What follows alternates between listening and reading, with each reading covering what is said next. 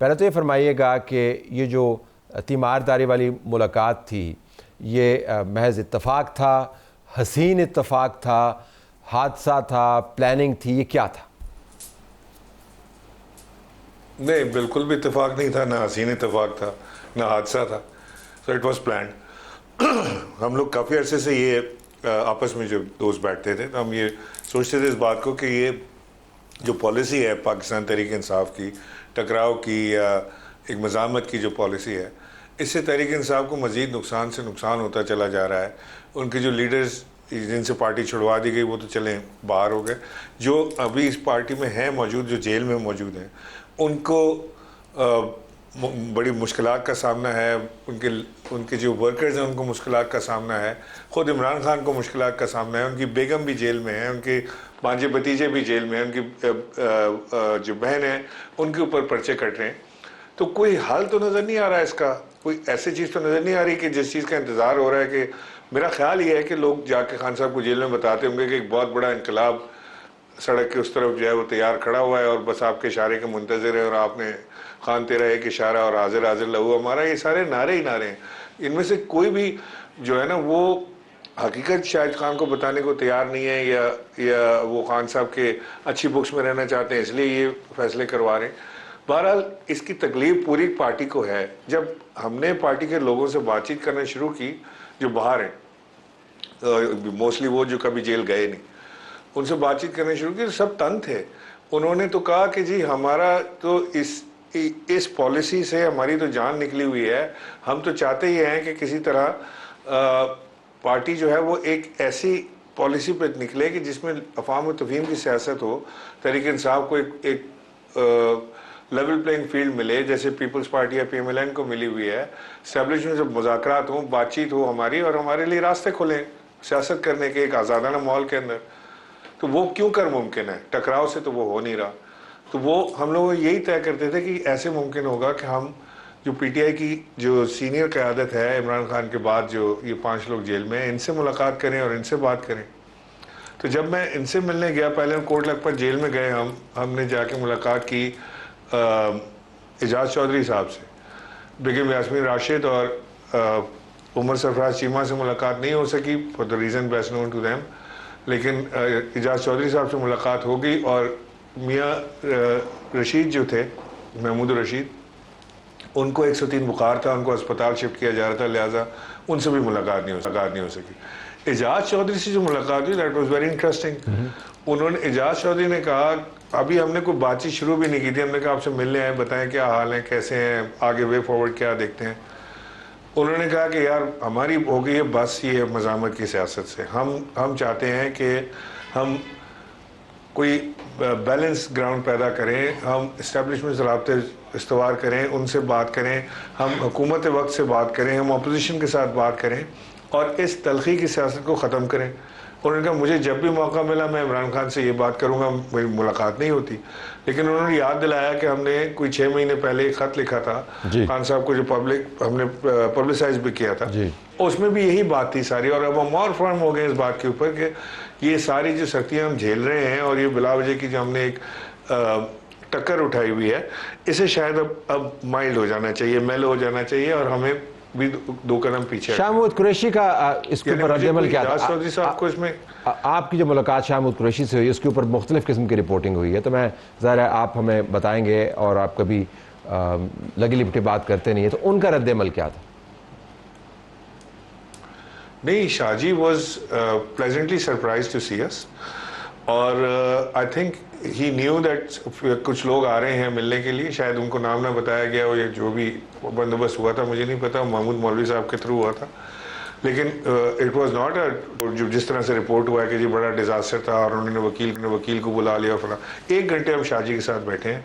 हमने पहले उनकी सेहत से बात शुरू की। उन्होंने अपने गॉल ब्लैडर के स्टोन्स के बारे में बताया। उन्होंने कहा कि मैं ऑपरेशन कराने के लिए तैयार नहीं था, बट डॉक्टर ने बताया कि now this is getting dangerous level, तो आप करा लें। तो अब मैं तैयार हो गया हूँ, तो मैं 1-2 दिन में मेरा ऑपरेशन हो जाएगा। शायद उनका आज हो भी गया हो ऑपरेशन।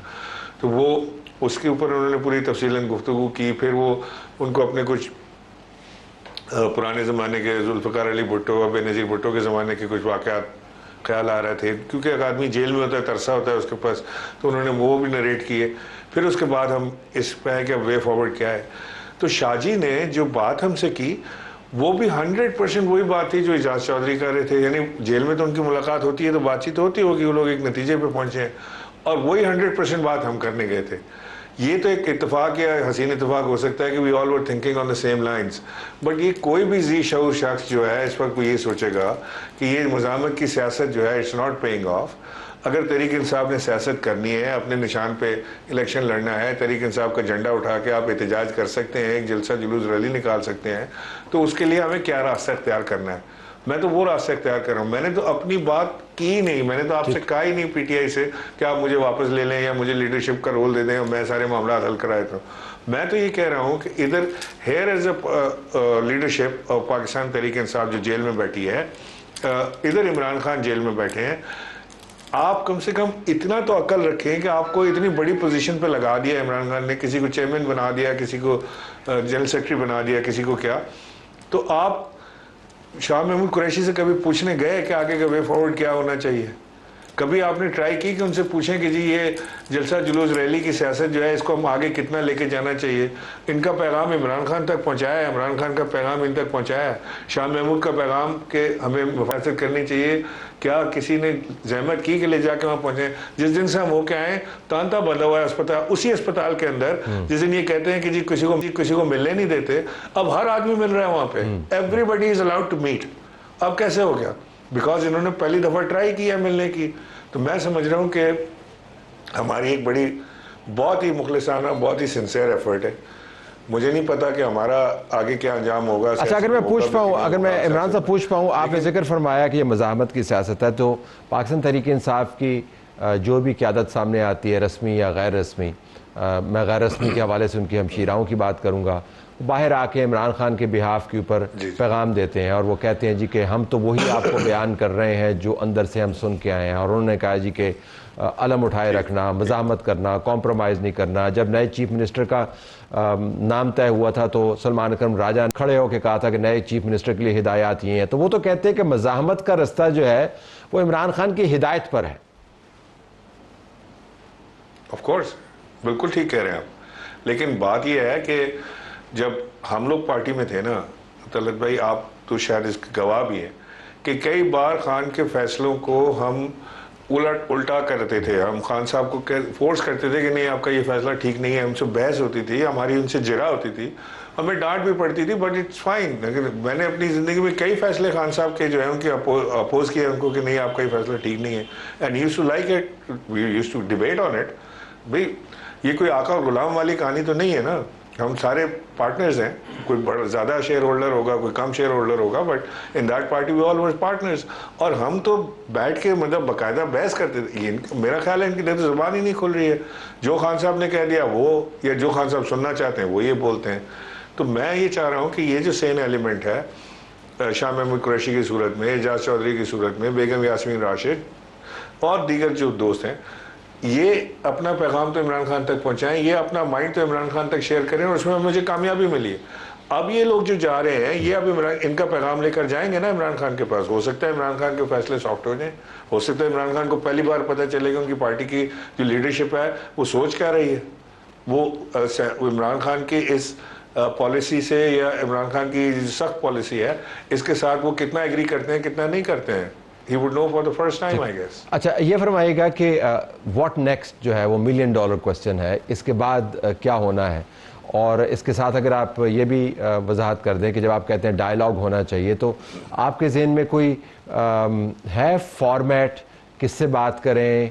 पीटीआई का स्टांस ये है कि मौजूदा हुकूमत फॉर्म 47 की हुकूमत है, इसका कोई मैंडेट नहीं है, हमने इस्टेब्लिशमेंट से बात करनी है, इस्टेब्लिशमेंट कहती है कि हम बात नहीं करेंगे, हुकूमत से बात करें। तो डायलॉग कैसे होगा? मतलब डायलॉग की बातें तो बहुत होती चली आ रही, होगा कैसे? तलत भाई, डायलॉग हर लेवल पे होगा। अगर हमने किसी को इस वक्त छोटा समझ के कि जी मैं इससे बात नहीं करूंगा, ये तो बिल्कुल गरीब आदमी है, मैं तो अमीरों से बात करूंगा, और अमीरा कहते हैं कि आप हमारे लिए बड़े गरीब हैं तो हम आपसे बात नहीं करेंगे, तो वो तो फिर बात बनेगी नहीं। तो हमें बात करनी पड़ेगी हर लेवल पे।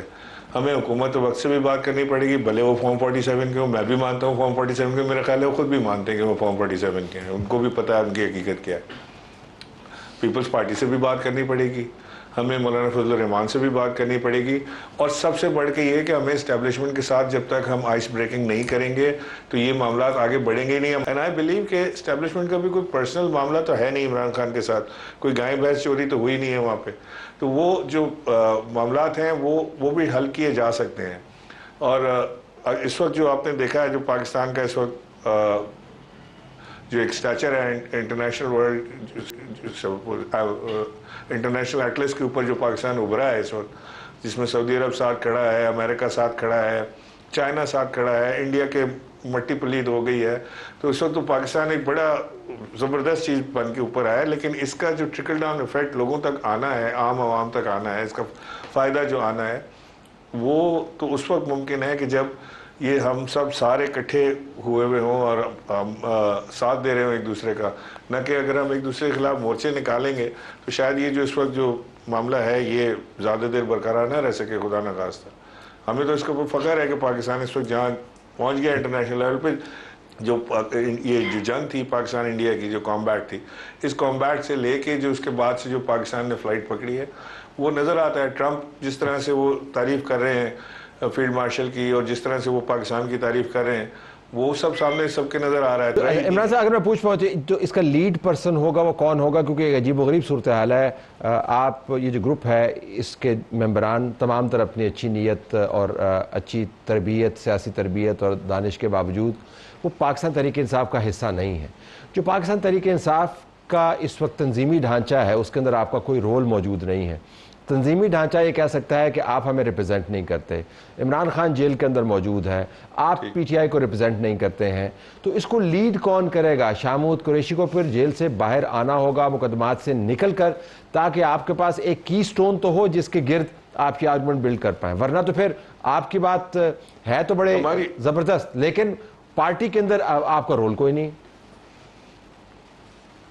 हमारी ख्वाहिश तो यही है कि इसको पाकिस्तान तहरीक इंसाफ खुद लीड करे। शाह महमूद कुरैशी की सूरत में सबसे बेहतर लीडरशिप मिलती है, बट जाहिर है कि वो जब तक मुकदमात से बरी नहीं होते तो वो ये लीड रोल अदा नहीं कर सकेंगे, जेल से तो नहीं कर सकते। बट और लोग मौजूद हैं।